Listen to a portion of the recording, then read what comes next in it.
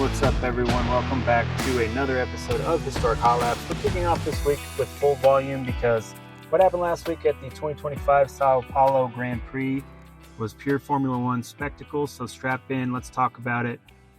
So we're in São Paulo, Brazil, circuit known for its twists, elevation changes, unpredictable weather, and high-stakes late-season punch. With just 3 races and 1 sprint remaining in the 2025 season, every point matters, and Brazil definitely delivered. In qualifying, Lando grabbed the pole position, setting the tone for his weekend. The sprint race earlier in the weekend, well, Norris won that too, which gave him momentum and a psychological edge over everyone else in the paddock. Meanwhile, title rival Max Verstappen ran into some major trouble. A pit lane start after the Q1 elimination, meaning his championship challenge got much tougher.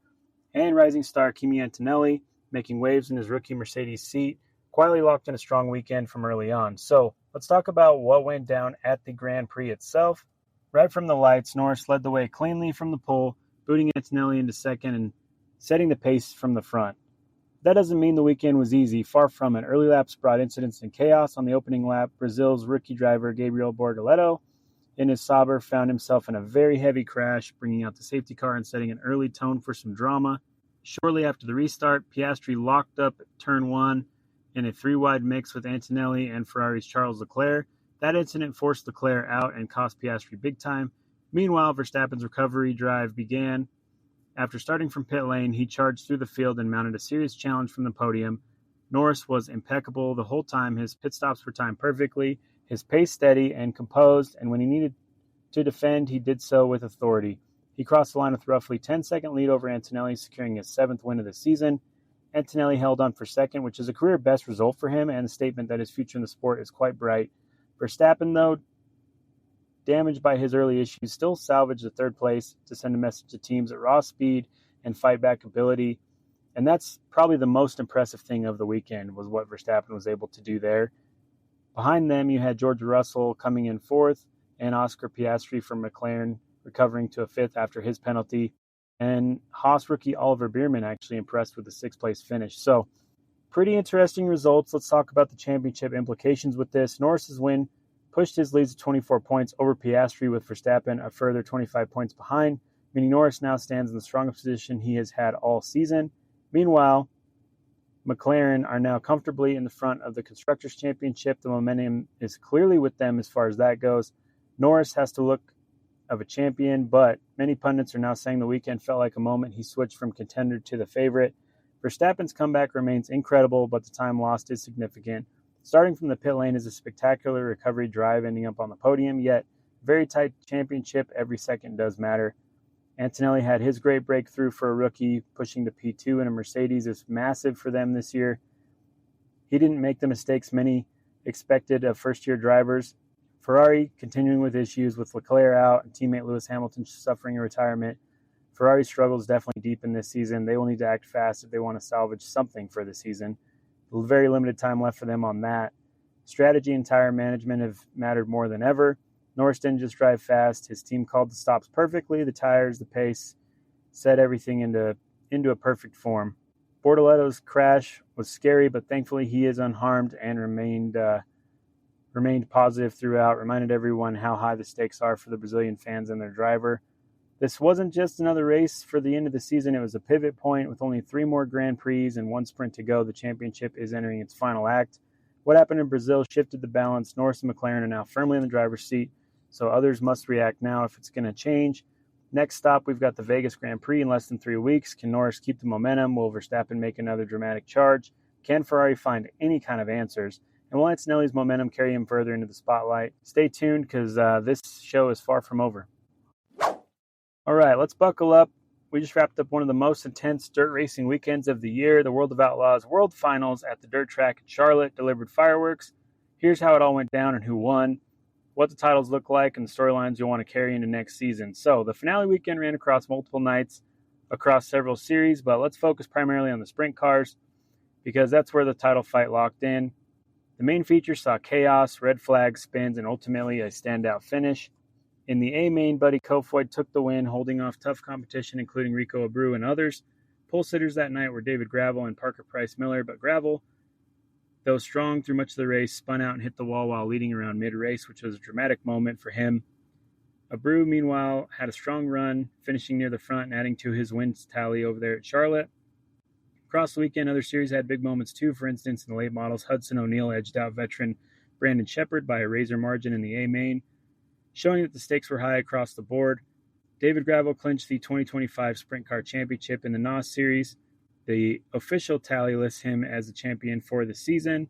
The points standing snapshot had Gravel at the top, followed by Michael Kofoid, a.k.a. Buddy Kofoid, and Logan Schuchart in the top ranks. For late model division, Bobby Pierce secured the 2025 series title, so congrats to them. In the big block modifieds, the champion this year was Matt Williamson.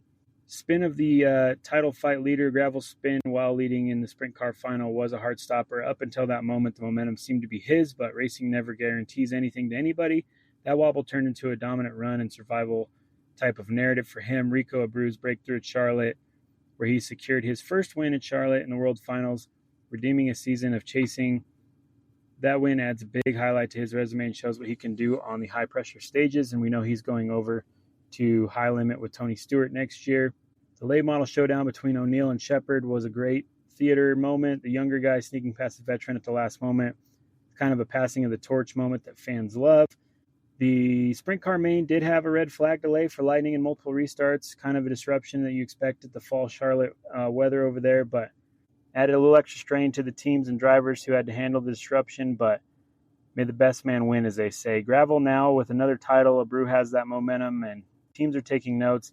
The storylines for 2026 will pivot on who can challenge Gravel, who can bounce back from near misses, and who adapts the quickest to the pressure of the big stage. So we'll carry on next year with more World of Outlaws stuff, but that wraps them up for this year.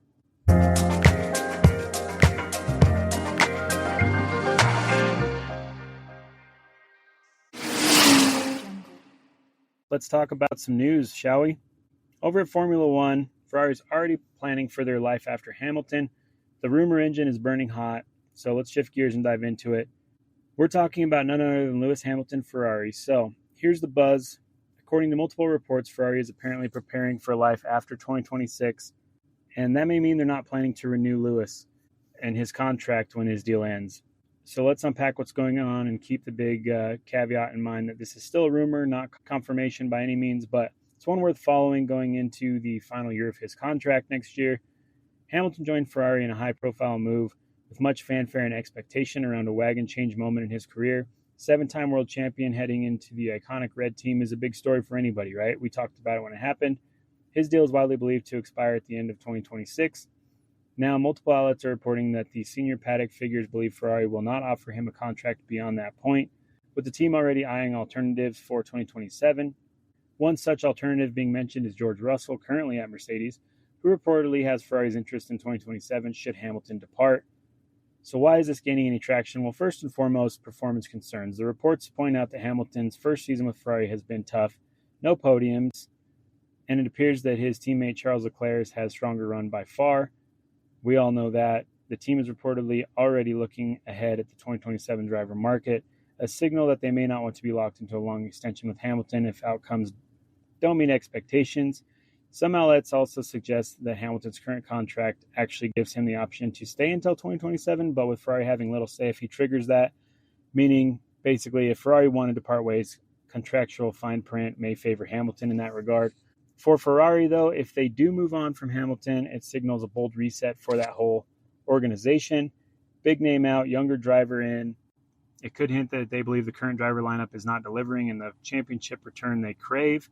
For Hamilton, though, if this is true, it may force him to rethink, retire, drop into a smaller team, which is unlikely, or renegotiate on different terms. At age 40, his options are going to be narrowing, so a non-renewal could be a major turning point in F1 history for him. A driver of Hamilton's stature being available, even if it is just a rumor, will send shockwaves through teams. They'll start asking, could we pick him up? Do you want to fight for Hamilton next year? It may trigger moves from others looking to fill a vacancy at Ferrari. So none of this has been officially confirmed, like we said, by Ferrari or Hamilton. But until we see formal announcements, it remains a speculation. So next season, it will be media-driven rumors in F1 for sure. Senior figures talk. The decision may still have not been made. So look for indicative signs next year, contract announcements, team press releases, whatever else. We're going to keep an eye on Ferrari's 2026 performance, see if there's any kind of competitiveness to them. and just see what happens. So let's go do some sports car news, turn our attention to the endurance side of things, and there's some serious star power shaking up the grid. The team in focus today, Meyer Shank Racing, better known in full as Acura MSR with Curb. They've dropped their endurance lineup for the Rolex 24 at Daytona, and let's just say it's pretty loaded. MSR has announced their upcoming Daytona 24-hour lineup. Their number 60 Acura ARX 06 will be driven by full-season drivers Tom Blomqvist and Colin Braun, but added to the roster, six-time IndyCar champion Scott Dixon returns, and veteran racer AJ Allmendinger comes back in the fold. On the sister car, the number 93 Acura, the lineup includes full-season drivers Nick Leoli and Ranger Van der Zonte, paired with IndyCar star Alex Palou and Honda factory driver Kaku Oda. So what makes this all-star? Well, Scott Nixon, a big name in endurance and open wheel. He's been at the top for years, so bringing him into the mix gives MSR major credentials for that. AJ Allmendinger won the 24-hour Rolex race in 2012 with MSR. Back then it was Michael Shank Racing. He now returns, which is awesome to see. Alex Palou, obviously domination in the IndyCar series this year. His participation switches not just to show up, but reflects that the potential for crossover someday for him. Two cars means that MSR isn't just dabbling in it. They're going for a win or at least a high-profile result. So there's more than we'll just show up kind of lineup. They're ready to definitely do some winning. With this lineup, MSR clearly aiming for an overall win at Daytona and not just class honors. Their stability with full-season drivers plus the inserted stars means they can run a consistent program and still bring fireworks. The pair of open-wheel stars, Palou, Dixon, those guys into the endurance prototype suggests crossover appeal and strategic recruiting, maybe a sign of how manufacturer-backed endurance teams are thinking. So keep an eye on how well these guest drivers adapt to the prototype in the GTP category. Endurance racing does have its tricks. Night running, traffic, stints, strategy, all that kind of stuff matters. But there's also history here. MSR has had success at Daytona before, so this isn't just hype. They know how to win, and by announcing the lineup early, it signals they're taking nothing for granted, and they are definitely working towards a common goal. Let's roll that right into IndyCar news, continuing our mid-show rundown here. We'll shift now to some personnel moves in the IndyCar world. Big changes behind the scenes at one of the teams you might not have heard much about in the front pages recently, but trust me, this one definitely has some ripple effects. So, Brian Barnhart is moving. After a stint at Arrow McLaren, Barnhart is joining RLL, Rahal Letterman Lanigan Racing, as their Senior Vice President of Operations, and will also act as a race strategist for their number 15 Honda entry with driver Graham Rahal. So the background on this and what signals things and stuff we should care about is Barnhart has been around the IndyCar block. He's a former series executive. He's carried management roles through multiple teams. He's been at Harder Steinbrenning Racing, Andretti Global, most recently Arrow McLaren as a general manager. His new role at RLL brings him into senior operational control, aligning him with someone he's worked with before, RLL President Jay Fry. They have history together. So what this move means for RLL? Well, first, strategy and leadership upgrade by bringing in a veteran like Barnhart. RLL is saying we're not just tinkering around the edges, we're gearing up for some performance improvement. Secondly, the role includes race strategy duties for the number 15 car. That's a signal RLL wants to sharpen on their on-track executions, not just driver lineup. Third, personnel migration. Arrow McLaren is losing key leadership to the competitor that itself shifts the competitive balance in the paddock. Arrow McLaren is undergoing some changes, some reorganization, and perhaps some instability. Barnhart's departure suggests that even the senior management bench is shifting. For a wider IndyCar Series leadership, moves like this can precede deeper changes, funding, team direction, resources, allocation, you name it. They all get affected when people move to the top. So why, as a fan, should you watch this? Well, if RLL executes the upgrade, we might see more consistent results from them. You can expect to challenge midfield and perhaps even for podiums. If Arrow McLaren struggles in this transition, it gives rivals an opening strategy to win races at IndyCar. Having a seasoned strategist, operations head like Barnhart could make the difference in close calls, pit stops, caution flag decisions, positional gambits, things of that nature, right? So it's also a sign of maturity of the series. Teams are investing in not just drivers or engines, but operational excellence at the management level. So in short, Barnhart's move to RLL from Arrow McLaren isn't just a name change on an org chart. It's definitely a signal that things are changing in the organizations. RLL is raising its game. Arrow McLaren is adapting to changes, The field just got a little bit more interesting. So keep your eyes on Graham Rahal's cars next year, as the strategist just got real serious over there. Okay, our next news story pulls a little curtain back on some stuff that's going on legal side of racing. We're talking about the lawsuit between Arrow McLaren and IndyCar champion Alex Palou. This, more than driver moves and contracts, it's a showdown you're going to want to keep an eye on. So back in 2022, Palou signed a contract with McLaren's IndyCar program, reportedly intended to cover the 2024 through 2026 seasons. Palou then stayed at Chip Ganassi Racing instead of moving to McLaren, triggering McLaren's claim that he breached the contract. McLaren opened proceedings in the UK Commercial Court in 2023. McLaren is seeking roughly $20.7 million in damages, down from the initial figure of nearly $30 million, to recoup its lost sponsorship, alternate driver costs, forecasted performance, and more. So, the trial in London's High Court has wrapped up its closing arguments. A ruling has not yet been delivered. Palou's sides argue that his McLaren contract was based on lies or false impressions, principally that he was promised a path to Formula One, which never materialized. McLaren insists Palou was never guaranteed an F1 seat, rather than he would have become a reserve driver with potential future elevation. One or more eyebrow-raising pieces of evidence is McLaren internal policy documents about disappearing WhatsApp messages, i.e. instructions for staff to delete chats, which Palou's team argue undermines their claims of transparency. If McLaren wins the damages claim, it sets a precedent that driver and team contracts and real financial damages of breach will go under greater scrutiny. Palou, if he wins, convinces the court that his understanding of the contract was misled. It may chill how teams structure their future driver moves. For teams, sponsors, and drivers, the spotlight is now on the fine print, expectations, and how verbal promise or implied steps are documented, right? Like, oh, you'll get to go to F1 and stuff like that. So we're waiting a judgment. Media outlets suggest it may arrive mid-December. We'll see when we get it, but also watch public statements from McLaren and Palou after the judgment, whether they settle, appeal, or carry on with indirect fallout. That's going to be sponsorship related and things like that. Look at driver contract customs across the sport. This case could influence how driver team deals are written for IndyCar, F1, and beyond. So, to sum it up, McLaren suits Palou for $20.7 million, saying he reneged on a contract. Palou says the contract was built on false promises. The court battle is done arguing, but the verdict hasn't landed yet, and the outcome could ripple across motorsports driver contract world, all while we have this other lawsuit going on over in NASCAR. So we'll see how it all plans out. All right, time for a fresh driver move. We've got plenty of buzz behind it.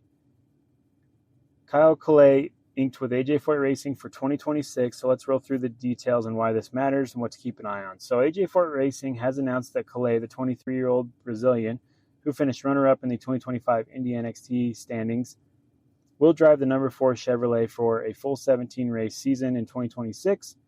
Sponsorship already in place. The Brazilian logistics company Comatrans Amazonia will back the number 4 car for the season. Collet arrives after a strong Indy NXT run. He won multiple races, scored podiums, and built a reputation for progression through the ladder. Larry Foyt, the team president over at AJ Foyt, is quoted as saying he was impressed with how Collet adapted to our car in recent tests at Mid-Ohio.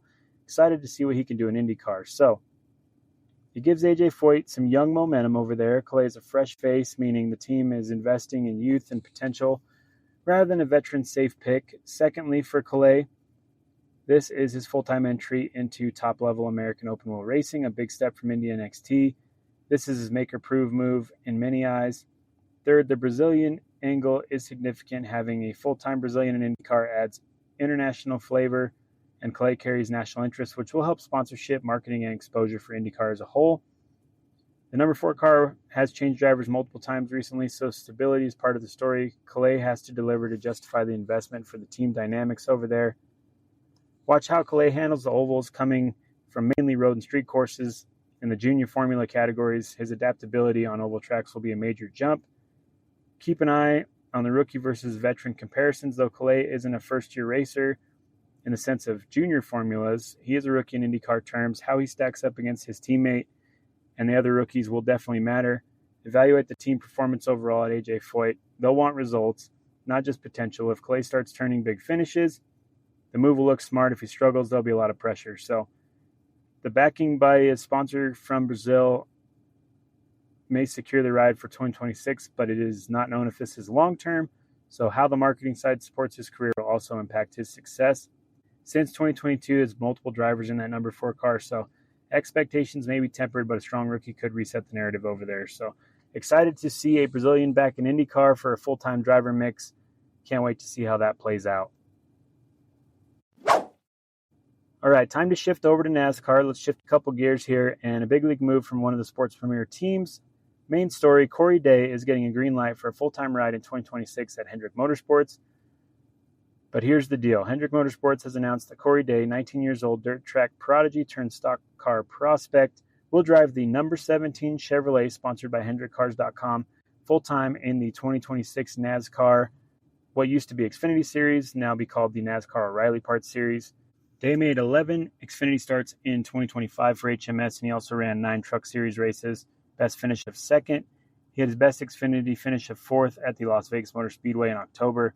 Team's keeping crew chief Adam Wall, who led the number 17 program and will continue to crew chief in 2026. Corey impressed Rick Hendrick by saying, quote, "He quickly adapted to the car. His instincts and raw talent are off the charts." For Hendrick Motorsports, this marks the team's return to running a full season entry in the second-tier NASCAR series. They hadn't done a full season in that series since 2006. This promotion validates the development path for Corey. He's gone from dirt track standout through the trucks and part-time Xfinity rides, and now gets the full slate. It's a big proof opportunity type of year. A young dirt track star transitioning full-time to Xfinity adds fresh intrigue. He has less pavement experience than many of his rivals, which means there's an upside and a risk, making him someone you'll definitely want to watch. How the number 17 team performs with a rookie driver in 2025, the car had 2 wins, 3 poles, 10 top 10s, and 9 top 5s with just 21 races, and now it's over multiple drivers. So the team is definitely solid. His development curve over the year, early season results may be rough, but if he improves steadily, that's a sign of long-term promise for him. And with Hendrick Cars backing the top-tier crew chief and infrastructure there at Hendrick Motorsports, how effectively will it deploy, and how will he handle the pressure coming in with that? Being promoted by Hendrick means expectations are definitely high. So, in short, Corey Day has officially stepped in full-time ride at Hendrick Motorsports in the number 17 car for 2026. It's a bold move backed by one of NASCAR's elite teams, and now the question becomes whether he can deliver on the promise. So buckle up. This is going to be one definitely to watch.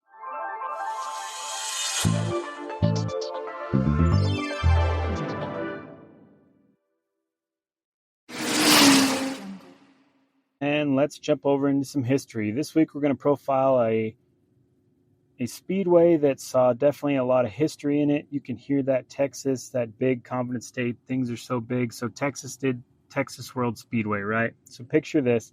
It's the late 1960s. America is building super speedways like someone's handing out blueprints at a county fair.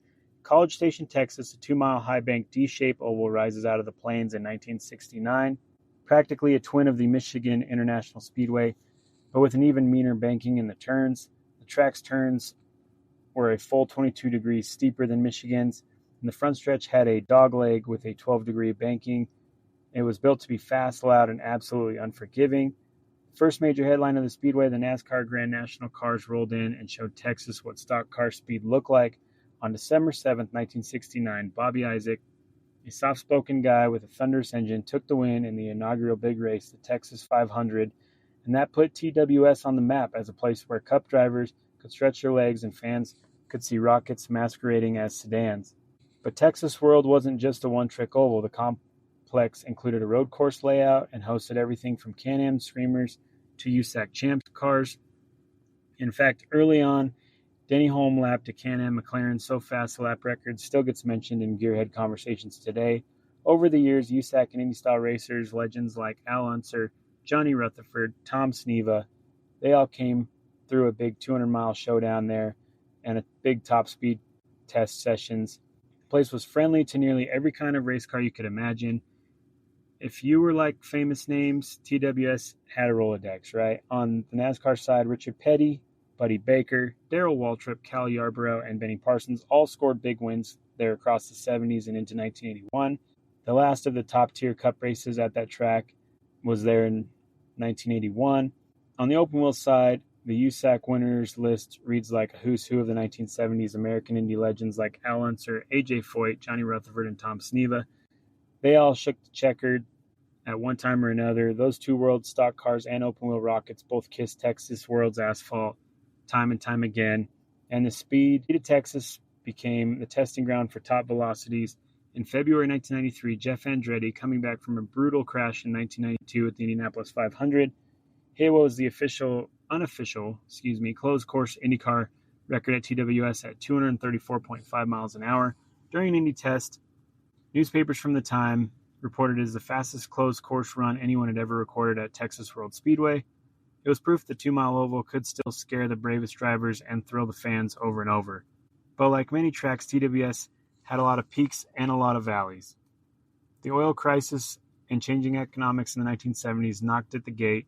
By the 1980s, the big national series had drifted away and the facility slipped into partial disuse. For decades afterwards, it became a playground for amateurs, club racers, testing crews, motorcycle schools, and driving schools. It was kind of a place where a racer could cut their teeth or a manufacturer could quietly try new things. Texas World Speedway also had quirky human moments. In 1974, it doubled as a concert ground for Willie Nelson's 4th of July picnic, which in the storybook of Texas culture is iconic.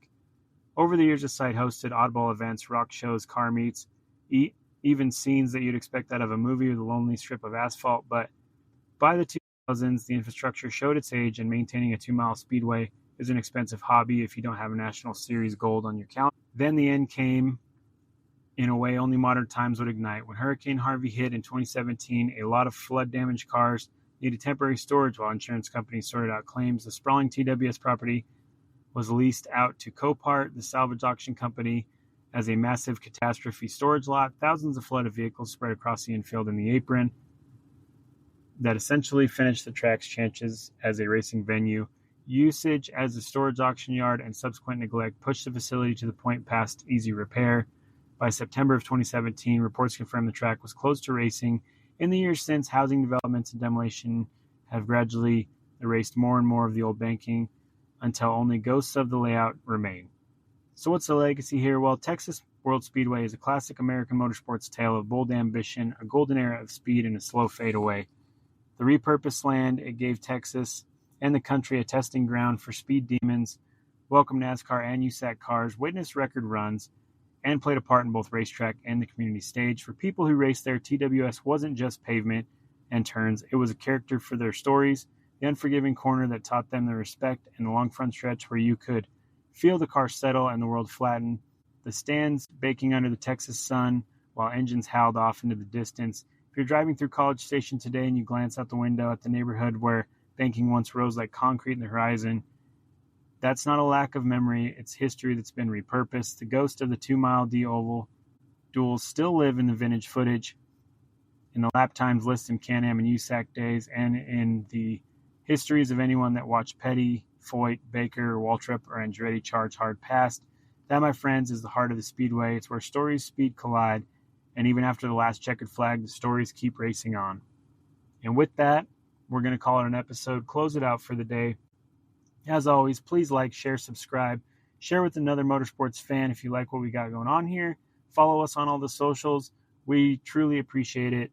This is still just a fan show driven by fans and a little bit of history here and there. So please do us a favor and hit that subscribe button, and we'll see you next week with another one. Until then, stay safe. Thanks for tuning in.